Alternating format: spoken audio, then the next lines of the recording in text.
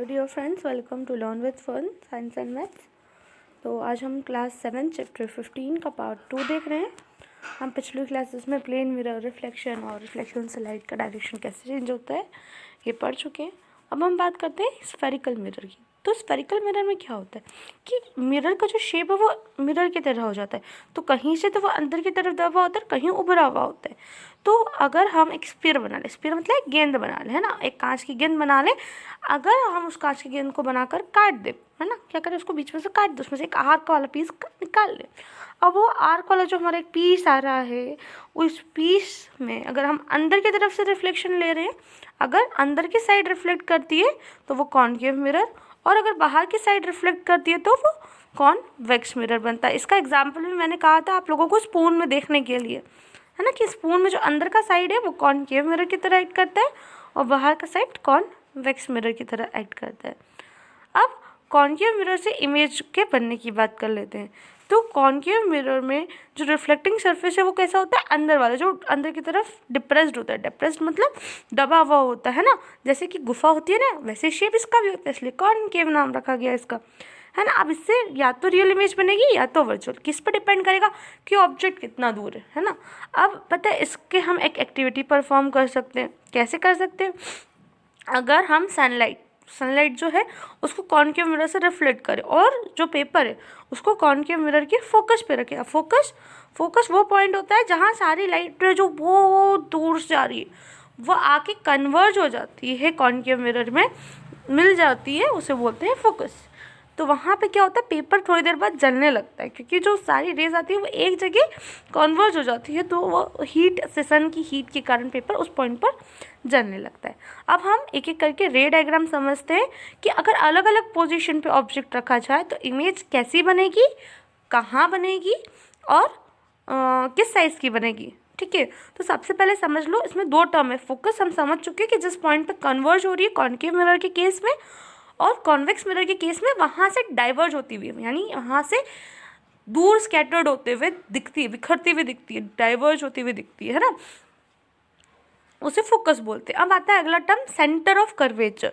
Centre of curvature यानी अगर हमने क्या किया कि हमने एक स्फीयर लिया, अब स्फीयर का तो कुछ ना कुछ रेडियस होगी, तो उस स्फीयर की जो रेडियस होगी वो कहाँ से होगी, उसके सेंटर से, है ना। जैसे सर्कल का सेंटर होता है ऐसे स्फीयर का भी सेंटर होगा 3D में। तो वो जो सेंटर है वो यहाँ पे होता है सेंटर ऑफ कर्वेचर। ठीक है, अब देखते हैं अगर एक ऑब्जेक्ट, फर्स्ट केस को हम डीपली स्टडी करने की कोशिश करते हैं कि एक ऑब्जेक्ट इन्फिनिटी पे रखा है, इन्फिनिटी बहुत दूर रखा है, तो इमेज कहाँ बनती है, फोकस पे। कैसी बनती है, रियल और इन्वर्टेड, और हमेशा बहुत छोटी इमेज बनती है, पहला केस। दूसरा केस कहता है कि ऑब्जेक्ट सी के बाद रखा है ना, मतलब सी से भी थोड़ा दूर, मतलब जो मिरर की सेंटर है उस सेंटर से थोड़ा सा और हमने पीछे की तरफ रखा है, तो इमेज कहाँ बनती है, फोकस और सेंटर ऑफ कर्वेचर के बीच में बनती है, और छोटी बनती, स्मॉलर बनती, किससे, ऑब्जेक्ट से छोटी बनती, और रियल और इन्वर्टेड होती है। यहाँ पे याद रखना, रियल और इन्वर्टेड हमेशा साथ में आएंगे। रियल वो जिसे हम स्क्रीन पर ऑब्टेन कर पाए और जो एक्चुअल इंटरसेक्शन के कारण बनती है। नेक्स्ट देखते हैं, अब हमने ऑब्जेक्ट को कहाँ रख दिया, अब हमने ऑब्जेक्ट को रख दिया सी और एफ के बीच में रख दिया, तो कैसी इमेज बनेगी, इमेज बनेगी बड़ी बनेगी, लेकिन कहाँ बनेगी, सी के बाद बनेगी, रियल और इन्वर्टेड इमेज बनेगी। नेक्स्ट केस देखते हैं, हमने ऑब्जेक्ट को क्या कर दिया, फोकस के बहुत ज़्यादा पास रख दिया, तो अब इमेज कहाँ बन रही है, इमेज बन रही है मिरर के अंदर, है ना, मतलब वर्चुअल इमेज बन रही है। अब क्या हो रहा है, अपीयर टू मीट, है ना, वो एक पॉइंट पे मिलते हुए लग रही है रेखाएं, मिल नहीं रही है एक्चुअली, तो यहाँ पे वर्चुअल और इरेक्ट बनेगी और बड़ी बनेगी ऑब्जेक्ट से। तो ये 4 केसेस हो गए इमेज फॉर्मेशन के। अब देखते हैं यूज़, तो कहाँ कहाँ यूज़ होता है, हम लोगों ने देखा था हेडलाइट में, टॉर्च में। दूसरा, हमारे डेंटिस्ट जो होते हैं जो दांत देखने के लिए, वो भी उसको यूज़ करते हैं कॉनकेव मिरर को, ताकि लाइट फोकस करके टूथ को देख पाए कि कहाँ पर डिके है, कैसी स्थिति है एक्चुअली। फिर फेस मिरर जो आते हैं, मेकअप मिरर आते हैं, वो होते हैं कॉनकेव मिरर, और वो सोलर हीटिंग डिवाइसेस में भी यूज़ किए जाते हैं। Formation of images by convex mirror. अब हम देखते हैं कॉन्वेक्स मिरर से इमेज कैसे बनती है और उसकी इमेज बनने के पीछे रीजंस कैसे होते हैं। तो देखिए, formation of image by convex mirror, when the object is far away from the mirror. अब ऑब्जेक्ट बहुत दूर है, इन्फिनिटी पे है, तो इमेज कहाँ बनती हुई दिख रही है, फोकस पर बनती हुई दिख रही है। लेकिन ये रियल इमेज नहीं, ये वर्चुअल और इरेक्ट है। क्यों? क्योंकि ये लाइट रेज एक्चुअली मीट नहीं हो रही है, तो देखो डाइवर्ज हो रही है ना, अलग अलग डायरेक्शंस में जा रही है, दूर दूर दूर दूर, लेकिन क्या हो रहा है, एक पॉइंट पे मीट होती हुई हमें प्रतीत होती है, दिखाई देती है, इसलिए वर्चुअल और इरेक्ट है ना। वर्चुअल के साथ कौन आएगा? इरेक्ट। और इमेज कैसी हो गई? छोटी। सेकेंड, अगर ऑब्जेक्ट किसी और पोजिशन पर रखा है तो इमेज कहाँ बनेगी? इमेज मिरर में अंदर की तरफ बनेगी, है ना, मिरर में अंदर की तरफ बनेगी, लेकिन कैसी बनेगी? वर्चुअल और इरेक्ट, यानी उसको हम स्क्रीन पे ऑब्टेन नहीं कर सकते, सिर्फ देख सकते हैं, और छोटी बनेगी, ऑब्जेक्ट से स्मॉलर साइज की बनेगी। कहाँ कॉन्वेक्स मिरर यूज होता है? तो हमारी गाड़ी में वो रियर व्यू मिरर होता है ना, जिसमें हम पीछे की गाड़ियों को देखते हैं, वहाँ स्टेयर केस मिरर, जब डबल डेकर बस होती है उसमें स्टेयर केस मिरर होते हैं, ताकि दोनों साइड से देखा जा सके। इसका मेजर यूज़ आप वहाँ देख सकते हैं, जो हम इंदौर जाते हैं तो इंदौर में जो नीचे से जो क्रॉसिंग होता है, पुल के नीचे से क्रॉसिंग होता है, स्पेसिफिकली वो क्रॉसिंग जो स्कूल्स के बहुत ज़्यादा पास है या कंजस्टेड रहते हैं, तो वहाँ पे आप देखोगे ना, टर्निंग पे मिरर्स जैसे लगे। वो मिरर को वहाँ इसलिए लगाया जाता है कि जो इस साइड से व्हीकल आ रहा है, यानी जो टू साइड से इंटरसेक्शन हो रहा है, दोनों साइड्स के व्हीकल एक दूसरे को देख पाए और टर्न लेते वक्त कोलैप्स ना करें। ऑब्जर्व कीजिएगा। और vigilance mirror in big shop and store, और बड़े बड़े शॉप और स्टोर्स में विजिलेंस के लिए, विजिलेंस मतलब नज़र रखने के लिए यूज़ आता है। तो ये हो गया कॉन्वेक्स मिरर के यूज़। अब हम देखते हैं लेंस। अब हम पढ़ते हैं लेंस के बारे में। तो लेंस में नहीं होता है रिफ्लेक्शन, लेंस में क्या होता है? रिफ्रैक्शन होता है। कभी भी याद रखना, लेंस में रिफ्लेक्शन नहीं होता है, रिफ्रैक्शन होता है। मैडम रिफ्लेक्शन, रिफ्रैक्शन, रिफ्लेक्शन में क्या होता है कि टकरा कर वापस आ जाती है, राइट, बाउंस बैक हो जाती है, और रिफ्रैक्शन में पार कर जाती है, पता है। लेकिन क्या होता है, उसका डायरेक्शन चेंज हो जाता है। क्या हो जाता है? डायरेक्शन चेंज हो जाता है। क्यों चेंज हो जाता है? क्योंकि अलग अलग मीडियम में एयर की स्पीड अलग अलग होती है, इस कारण से। अब लेंसेज के बारे में पढ़ते हैं कि लेंसेज जो है वो बहुत यूजफुल होते हैं, है ना, कैमराज में, टेलीस्कोप में, माइक्रोस्कोप में, चश्मे में, ये सब जगह यूज़ आते हैं, है ना। क्या है कि एक ट्रांसपेरेंट मटेरियल का पीस जो दो कर्व सरफेस से बाउंडेड हो, तो अगर दोनों साइड की सरफेस बाहर की तरफ मतलब बीच में से मोटे और आसपास से पतले हैं तो कैसा? कॉन्वेक्स लेंस बनेगा। और बीच में पतले आसपास मोटे हैं तो कॉनकेव लेंस बनेगा। हम देखते हैं कि कॉन्वर्जिंग और डाइवर्जिंग एक्शन कैसे होते हैं लेंस के। जो कॉन्वर्जिंग एक्शन ऑफ लेंस है, इसका मतलब क्या हो रहा है कि प्रिंसिपल एक्सिस, अब प्रिंसिपल एक्सिस एक ऐसी लाइन है जो बिल्कुल लेंस के बीचों बीच से जाती है, उसे प्रिंसिपल एक्सिस बोलते हैं ना।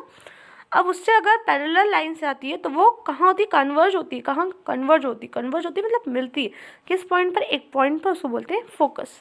और कॉनकेव लेंस में एक पॉइंट होता है जहाँ से वो डाइवर्ज होती हुई दिखती है सारी लाइंस, जो किसके पैरेलल? प्रिंसिपल एक्सिस के, उसे बोलते हैं फोकस। फिर आप याद रखिएगा डिफरेंस बिटवीन, इसे मार्क कीजिएगा, अच्छे से पढ़िएगा ताकि आपको याद रहे। कॉन्वेक्स में क्या हो रहा है? कॉन्वेक्स लेंस जो है वो बीच में से मोटा है और आसपास पतला है। कॉनकेव बीच में से पतला है, आसपास मोटा है। कॉन्वेक्स कॉन्वर्जिंग है, कॉनकेव डाइवर्जिंग है। कॉन्वेक्स मिरर से जो इमेज फॉर्म होगी वो रियल और इन्वर्टेड होगी सभी डिस्टेंस के लिए, लेकिन एक जो बहुत अगर क्लोज होता है तो वर्चुअल और इरेक्ट बनती है। और कॉनकेव लेंस से हमेशा स्मॉलर इमेज बनेगी और वर्चुअल और इरेक्ट इमेज बनेगी, चाहे कुछ भी पोजीशन हो ऑब्जेक्ट की। अब इमेज फॉर्मेशन देख लेते हैं लेंसेज से, कि लेंसेज से इमेज फॉर्मेशन कैसे होते हैं।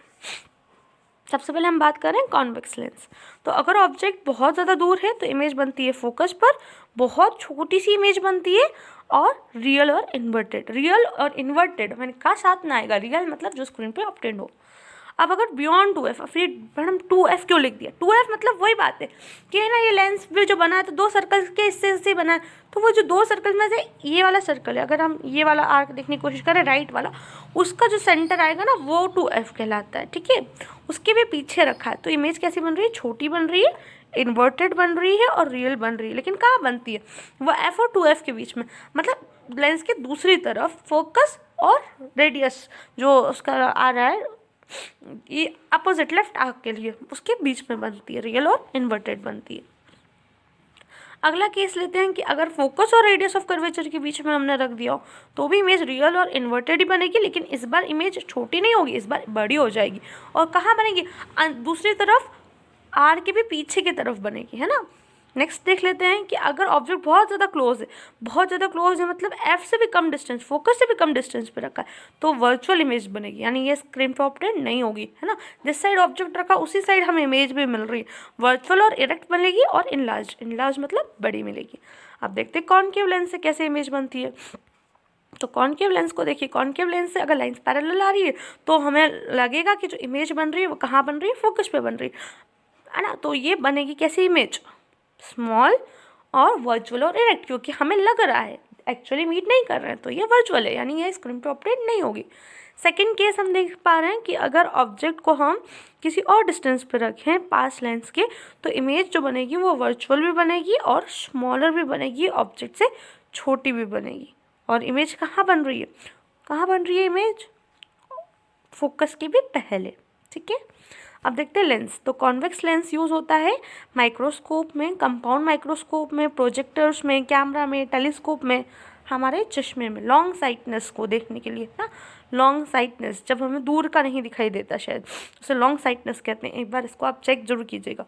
Concave lens, correctness of short sightedness, पास का नहीं दिखता है या पास का देखने में तकलीफ होती है। Galileo telescope. अब मैग्नीफाइंग ग्लास, आप सबको याद होगा मैग्नीफाइंग ग्लास हम लोगों ने देखा ही है बहुत बार, जिससे हम बड़ा करके देखते हैं क्या लिखा हुआ है। तो उसकी फोकल लेंथ बहुत छोटी होती है, पर वो एक माइक्रोस्कोप की तरह होता है, छोटी चीज़ को बड़ा करके दिखा देता है ना। तो क्या करता है, वो कॉन्वेक्स लेंस की तरह एक्ट करता है ना। Magnifying glass is based on the fact when an object is placed near to a convex lens, real and erect virtual enlarge image of object is seen. कौन सा केस बन रहा है यहाँ पे ये वाला इमेज बन रही है ना, इसको हम देख पाते हैं। कॉन्वेक्स लेंस होता है और जब बहुत पास रखते हैं तो हम उसकी इमेज बनती है बड़ी हुई। तो ये इस तरीके से मैग्नीफाइंग ग्लास वर्क करता है। अब बात कर लेते हैं डिस्पर्जन ऑफ लाइट की। वैसे तो ये टॉपिक आपको इंडिविजुअली में मिल जाएगा। वाइट लाइट जो होती है वो 7 कलर्स में कलेक्ट होती है। सन से हमें जो लाइट मिलती है 7 कलर्स होते हैं उसमें, violet, indigo, blue, green, yellow, orange और रेड। अलग अलग लाइट की जो स्पीड होती है वो अलग अलग मीडियम में अलग अलग होती है, इसलिए जब प्रिज्म में से लाइट जाती है तो वो 7 अलग अलग कलर में बिखर जाती है, जिसे बोलते हैं विबग्योर।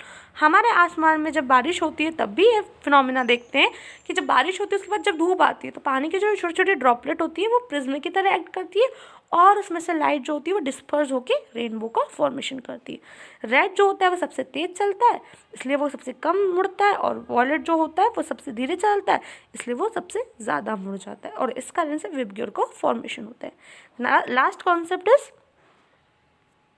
Newton disc. तो न्यूटन डिस्क जो होती है उसको हम सब बना सकते हैं। एक कार्डबोर्ड की शीट को लीजिएगा सर्कुलर, उसमें 7 कलर्स को पेंट कीजिएगा और उसको बहुत तेज़ स्पीड में आप रोटेट कीजिएगा तो आप देखेंगे कि वो वाइट कलर बन जाएगा, क्योंकि वाइट कलर में ही सारे 7 कलर्स जो होते हैं विबग्योर के वो पाए जाते हैं।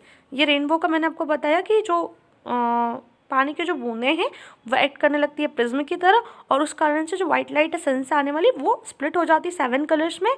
चूँकि वॉयलेट जो है वो सबसे ज़्यादा बेंडिंग दिखाता है, सबसे धीरे चलता है, तो वॉयलेट की लेयर अंदर और रेड की बाहर बनती है। रेड जो होता है वो फास्ट होता है, सबसे कम बैंड होता है। तो इस तरह से विबग्योर का फॉर्मेशन होता है रेनबो में। That's all from my side.